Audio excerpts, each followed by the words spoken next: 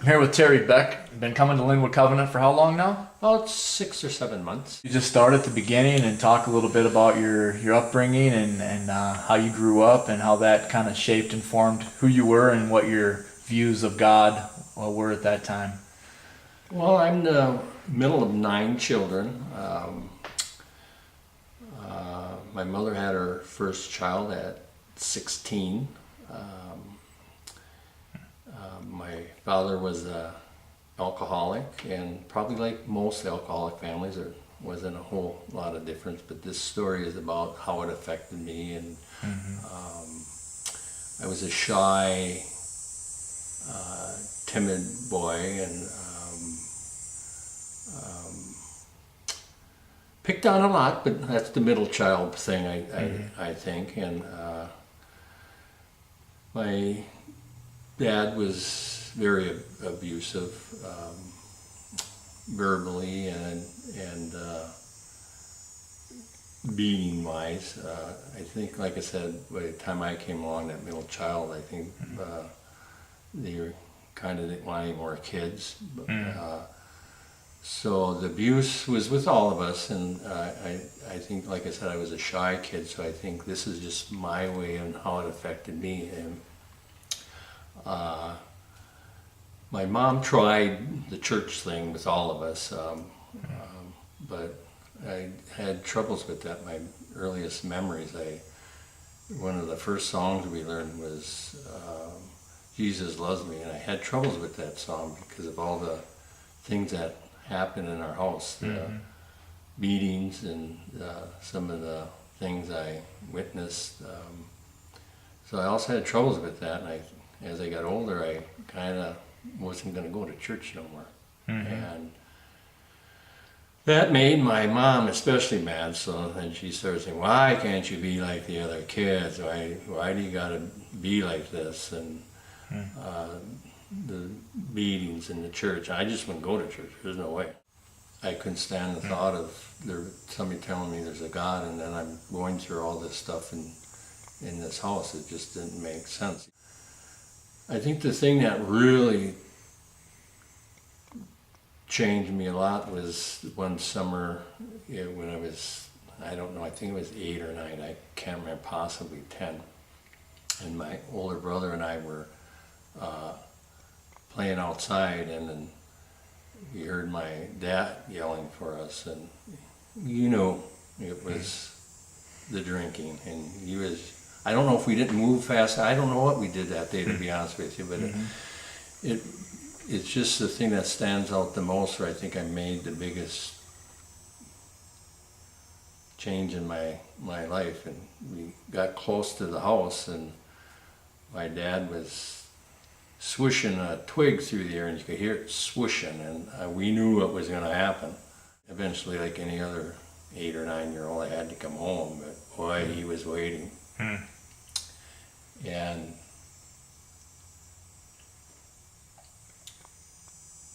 he still had that stick in his hand, and I remember the swishing and the lashes on the skin. It was painful, and like any kid, I screamed and I was crying, and then all of a sudden something happened inside. He had me by the arm, and I remember this very vividly, that I just stopped. I stopped the crying, I stopped the screaming, which is not good for my dad because he liked to hear that. And I just kind of, my knees just went limp, and which is even worse. As he kept telling me to get up, and I just, no more crying, there was no more screaming, and that only made him hit me more. And I remember the pain, but I just wasn't going to do it no more. That was it. So he grabbed me and pulled me into the house, and I could hear the belt being pulled out of his belt buckles or pants. And he started hitting me with that, and I just wasn't, that was the day I really locked everything in. He beat me all the way up the stairs into the bedroom and yelling at me about, don't you ever run for me like that again. But I just sat on the bed and he hit me a couple more times. I just looked at him. And no more yells. And there was many more spankings after that. I think the thing that probably was the worst was the verbal abuse. That, you know, why can't I be like my brothers and sisters? Why can't I be like that? Why can't I be like this? You're dumb. You're never going to have no friends. You're never going to do it. You're never going to amount to everything. Couldn't take it anymore. So being the shy kid, I locked everything up and decided, like I said, there was many more spankings, but no more tears. No. I never got to know any kids, the kids on the block, nothing like that. And so I was always picked on. You know, there's a few times where my brother would, when we did go outside, would hold me and the other kids would beat up on me.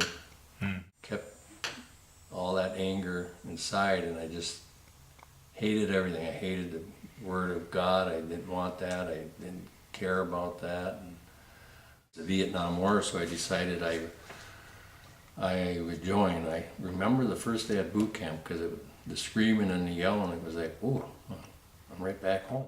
The service brought alcohol. With alcohol, I could box up that fear and that anger I had. So everything I disliked, I became.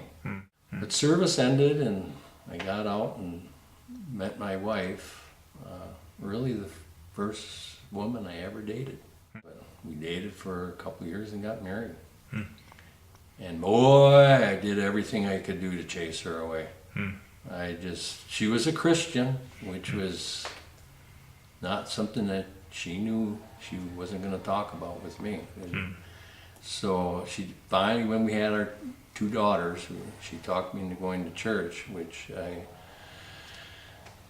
decided I would do for the girls, but it was like, you know, taking a hammer and beating on my fingers going to church, because I just nothing to do with it. There's no God, and I couldn't see what the heck she wanted to go to church or raise the kids, and the way I was raised, and if there was a God, why would all this stuff happen? So I have to admit I was a God hater.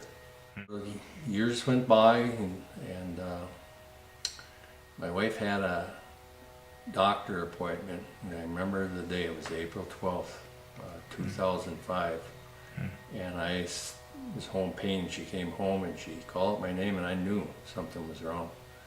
And she had told me she was diagnosed with an incurable cancer. At the time we didn't know it, we didn't know that much about it, but and I have not told her to this day, but I'm sure she'll remember, because I told her I had to sit down. Well, everything flashed before my eyes. My childhood, mostly I remember she believes in God, and look at what He's doing. And I just wanted to tell her, which I never have up until now, that if there was a God, why? Yeah, I mean, why her? She's the first person that ever loved me, and like I said, I tried everything I could do to get her to leave, but she just wouldn't leave. And everything that I love or care about is taken away, and all the anger through all the years, I mean, I just wanted to explode, but I knew I couldn't do it. I couldn't do it because I needed to support her. But I mentioned God quite a bit, but not in a nice way. It was all the ways I heard the damn of God mentioned. Every day we found out more about the cancer, the more I hated God. I mean, I just, church and God and all that, no way. Everything was hate to me now. God was hate. The life was not worth living, and I just couldn't do it. August, I know the date, 7th, 2007, I went to bed that night, and I was done. I couldn't do it no more. All the stuff that I remember as a kid coming back, I'm no good, I'll never amount to anything, well, it was actually, to me, coming true.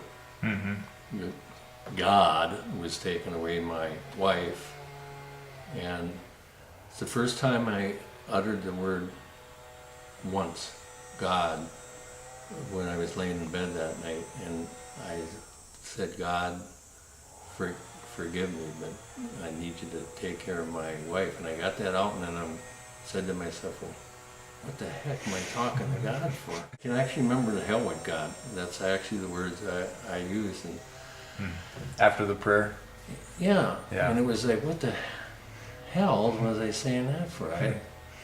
God, everything I went through and all the torture I lived for 56 years, there is no God. There's no way He's taken my wife away, and there's no way. And somewhere along the line, I fell asleep. I don't know if I can tell this.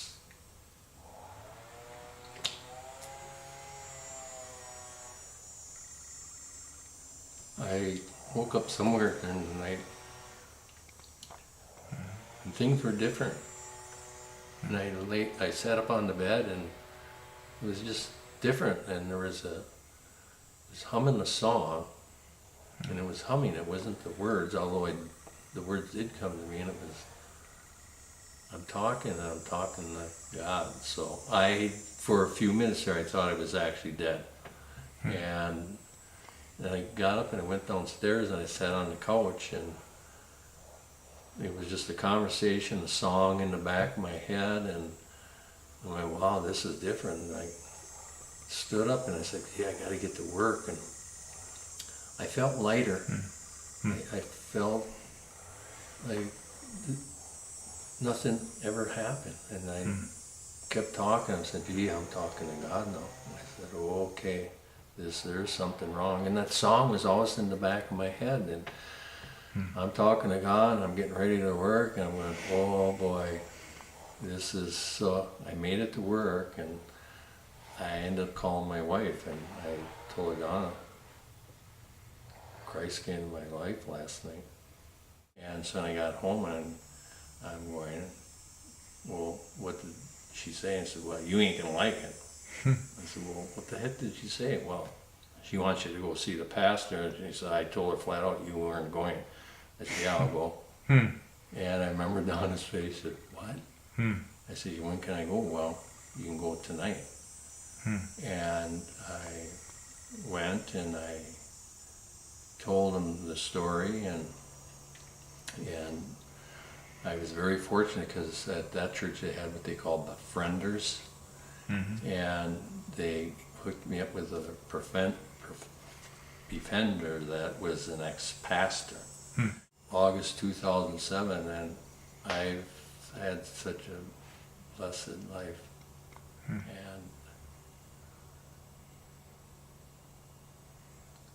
I live for Christ, about Christ, every day for Christ. My life is for Christ. I read about God. I tell other people about God.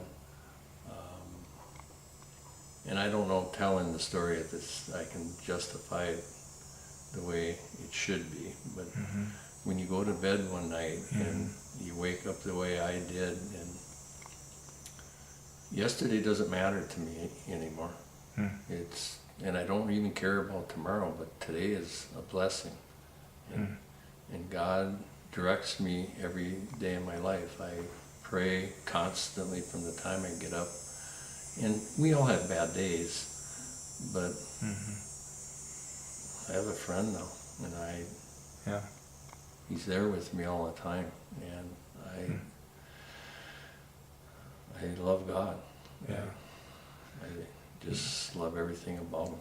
And I was a God hater as much as anybody could be. And I mentioned the word just once, and I didn't even mean it, I didn't think. But he heard me, and he knew I meant it. And he reached out, and I didn't reach out to grab his hand. He reached on and he took my hand. God's changed my life. I am thankful and have changed so much. There's not a day that doesn't go by where I just can't believe it. It's been 6-7 years. I just Yeah. can't believe it. I just wake up every day. I cannot believe this. I've been 56 years tormented and hating, and now it's like I love people.